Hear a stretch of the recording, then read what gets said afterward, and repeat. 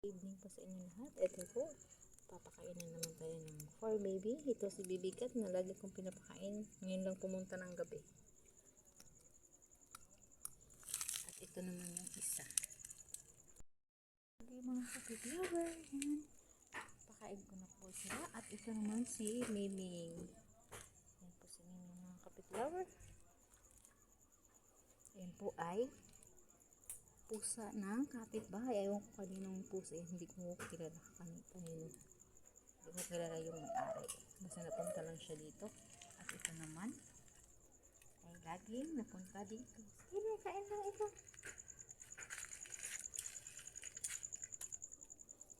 At ito naman po yung panahon ngayon na makita. Makulimlim. Parang uulan pa ata. Bilisan nyo dyan, Dugi.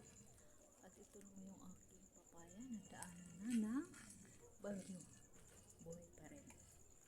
Sulit. Puno ng papaya.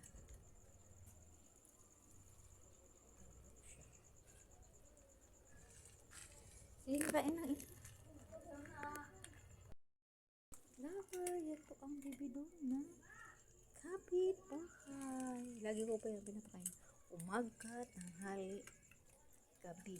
Ito naman si Mimi. Ngayon lang pumunta ng gabi. Minsan hindi ko na kinuhanan ng mga video mga kapit lover. Kasi minsan lobat ako.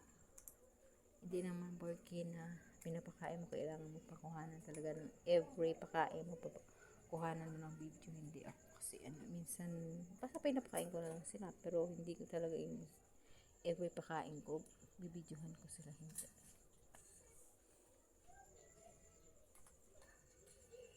Yun lang, swimming na to. Ito naman always ko yung pinapakain everyday. Alam yung iba kong pinapakain mga kapitlago, hindi ko na nakita. Saan na kaya?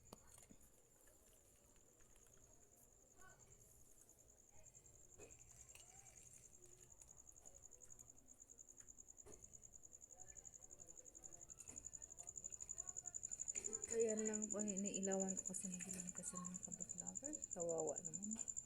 Gusto ko pag umain sila, maliwanag yung ano nila. Kaya nang ikaw daw, mabait pa naman ito. Bakal ni Miming kumain. Miming! Miming! Sige lang ikaw daw, kain lang ito. Sige lang ito, kain lang ito dyan, ha?